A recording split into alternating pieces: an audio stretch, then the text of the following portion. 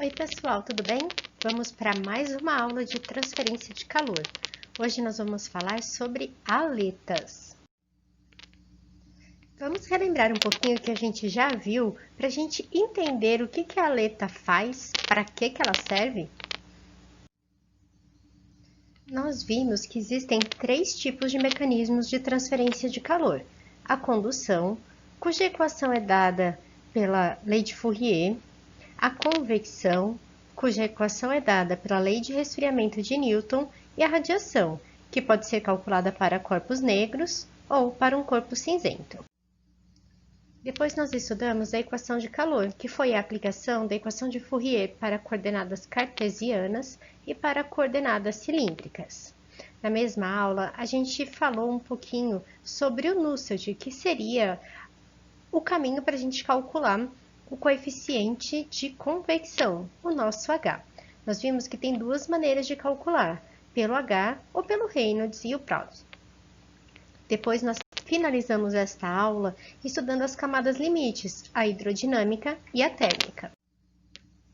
E na semana passada nós falamos sobre associação de paredes. Falamos sobre paredes planas, na associação em série e em paralelo, e para paredes cilíndricas e esféricas a associação em paralelo.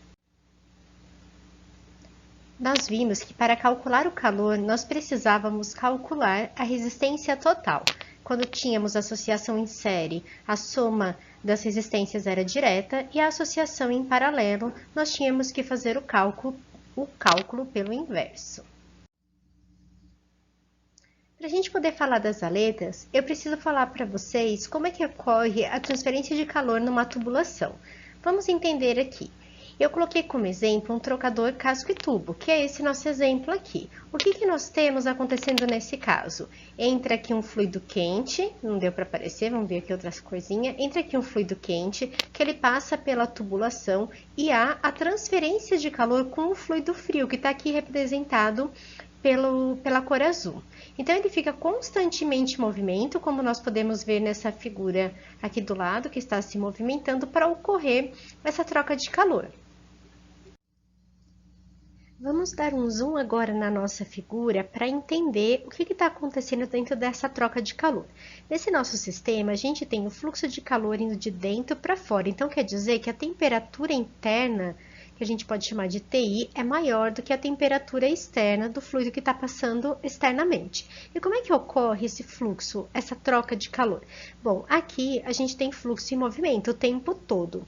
E a gente tem uma parede. Essa parede ela vai proporcionar uma camada limite, tanto hidrodinâmica como térmica.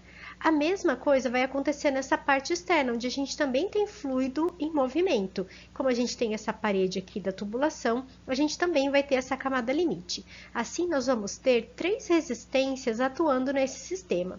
A primeira é devido à convecção que vai vir nessa parte. Ela vai ter a convecção até a gente atingir a parede da tubulação. Dentro da tubulação, que é a espessura da tubulação, a gente vai ter a resistência por condução. E atingindo a parte externa, começa a entrar a transferência de calor por convecção novamente. Essa partezinha aqui expressa bem para a gente a resistência que a gente tem, que como vocês estão vendo, é uma resistência em série. Então, eu tenho a primeira resistência por convecção, a segunda por condução e a terceira por convecção de novo. Então, para a gente calcular o fluxo de calor que está acontecendo nesse sistema, a gente vai fazer a diferença de temperatura interna menos a externa. Por quê? Porque eu tenho o fluxo de calor nesse sentido. Se fosse ao contrário, era só inverter as temperaturas. E vou somar essas resistências. Como a resistência 1 e a 3 é referente à convecção e a 2 é a condução, eu coloco aqui para vocês como que a gente calcula cada uma delas. Esse H1 que a gente tem aqui, esse HI que a gente tem aqui, ele é referente à parte da camada hidrodinâmica e térmica da parte interna do tubo e esse HE da parte externa. O AI é a área de troca interna da parede e o AE é da parte externa. E essa resistência aqui é referente ao à nossa tubulação, que é um cilindro. Bom, E eu posso querer aumentar essa troca de calor, porque num trocador de calor eu preciso de uma alta eficiência. E como é que a gente faz para aumentar essa troca de calor? Vamos analisar aqui. Para a gente poder aumentar o fluxo de calor, o que a gente precisa fazer? Diminuir as resistências. Então, eu posso aumentar a área interna para mexer nessa primeira resistência aqui. Isso eu precisaria mudar as dimensões, nem sempre eu consigo fazer isso. Ou aumentar esse HI, que se eu aumentar isso aqui, eu diminuo o R1.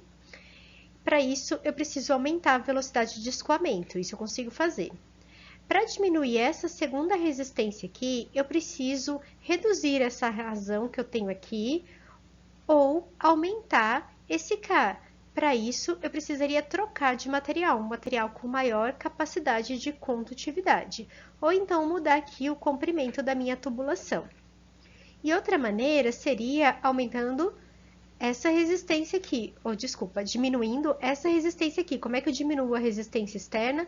Aumentando o HE, que é o externo, que eu precisaria também fazer um aumento de velocidade, ou aumentar essa área, que eu precisaria ou mudar as dimensões, ou então colocar aletas. E aí que chega o nosso assunto de hoje. E o que são essas aletas que você não para de falar, professora? Nada mais são do que expansões metálicas. Veja aqui na figura que temos aqui do lado. É como se a gente aumentasse a nossa área de contato. Eu teria aqui a tubulação interna, tá vendo? Bem aqui dentro. E eu aumento a área de transferência de calor colocando essas expansões metálicas. Elas promovem o aumento da superfície externa de troca de calor. E ela pode ser assim, colocando uma do ladinho da outra ou mais espaçadas. Normalmente é na parte externa para que a gente tenha uma melhor promoção de troca de calor. Existem diversos tipos de aletas, como a gente vai ver. Para a gente poder saber a influência da aleta no nosso sistema, a gente precisa calcular um fluxo de calor com essas aletas para poder comparar com o fluxo de calor sem essas aletas. Então, vamos supor aqui que eu tenho uma parede de uma superfície metálica, a parte externa da minha tubulação, vamos dizer assim, ela está numa certa temperatura e aqui do lado de fora está passando fluido. E eu coloquei a aleta, nesse caso eu tenho uma aleta tipo pino, aqui um cilindro colocado. Eu vou ter nessa aleta também um fluxo de calor. Qual vai ser o fluxo de calor? Esse que vem da parede, que vai entrar num determinado volume de controle e vai sair desse determinado volume de controle e vai sair na forma de convecção também. Vou chamar de TS a temperatura da superfície e de T infinito a temperatura do fluido. Para a gente poder fazer o balanço de energia, é só considerar que o que entra é igual ao que sai. E o que entra? Entra o calor por condução aqui, que eu mostrei para vocês, e sai também um calor por condução mais o calor por convecção. Vamos escrever isso na forma de equação de cada uma delas.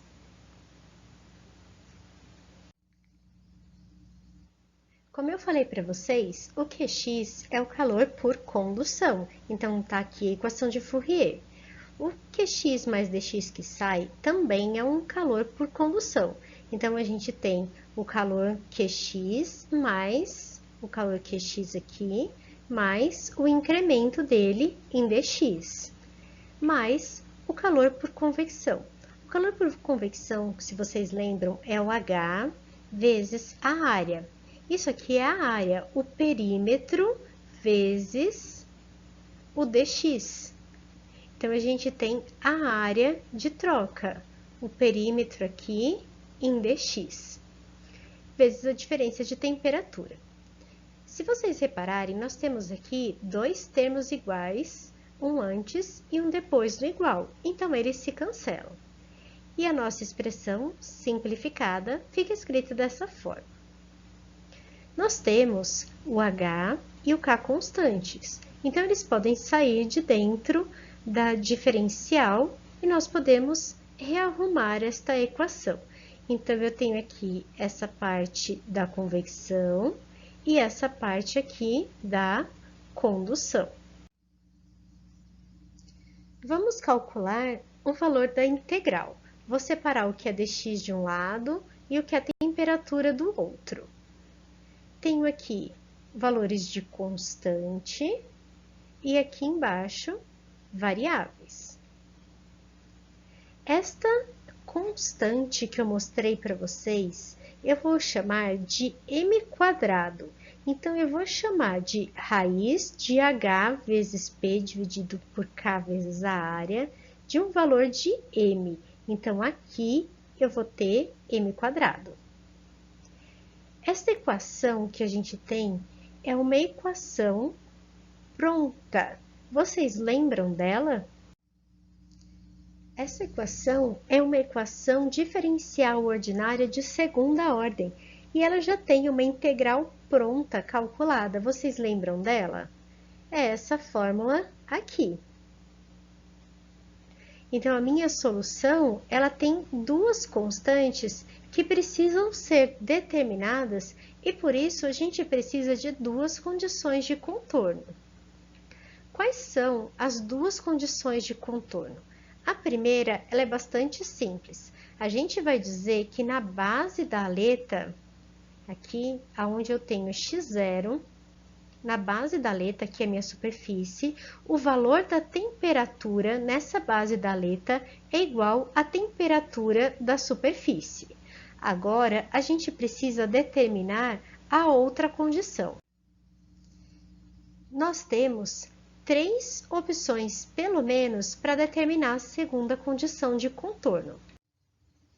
E nós vamos ver cada uma dessas opções de contorno no próximo vídeo.